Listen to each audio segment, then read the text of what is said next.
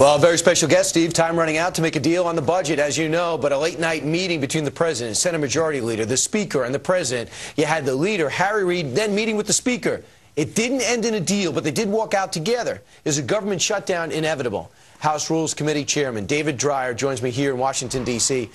Congressman, always great to see you. Welcome to Washington, D.C., Brian. And you and I go back a long, long way. Right. Back when we were in California and when Steve Ducey was doing the weather here on WRC and before Gretchen was born. So that was true. We have a long history. You are a very smart and very good politician.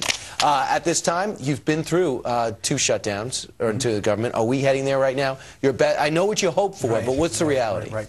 Listen, I think that the fact that we saw Speaker Boehner and Leader Reid stand together for the first time out in front of the White House last night, and the fact that staffs have been working overnight to deal with this, I think that we can avoid a shutdown. But we are absolutely committed to doing a number of things, making sure that we fund the troops, making sure that we reduce the size and scope and reach of government, bring about meaningful spending cuts, and most important, Brian, put into place pro-growth economic policies, which is what Paul Ryan's budget is focused on. Which we can't even focus on the budget because we got to get through August. And if people, as you know, are going to really feel this, if they're furloughed and they're making $30,000 a year and they're living paycheck to paycheck and they're told, go home, you're not essential. And in the military, there's a feeling of panic because after the middle of April, they now might be getting a paycheck and they're not making $1 zillion. Well, thanks, by the way, for what you were doing last night, because you're right. I mean, what we're doing today and what we reported out of the Rules Committee last night is this measure working with Harold Rogers and his Appropriations Committee members that will, in fact, ensure that our men and women in uniform who are in these 3 wars around the world now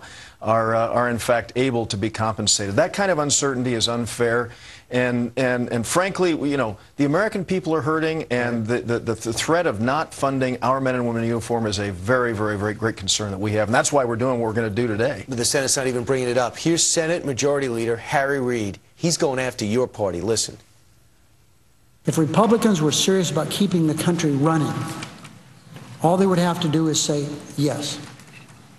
And now we learn that House Republicans are going to make another excuse, create another diversion, and avoid another tough choice. Instead of solving the crisis the way we should, instead of saying yes, they're saying, in fact, what they're going to do is pass what they'll call another short-term stopgap measure. They'll say it's short-term, but what that really means, it's a shortcut around doing our jobs. He's upset that you even brought up another stopgap measure. Yeah, I mean, the fact of the matter is, I mean, the Tea Party stands for less government, lower taxes. That's what it's about. They're trying to point the finger of blame. You know, I think that we're beyond that.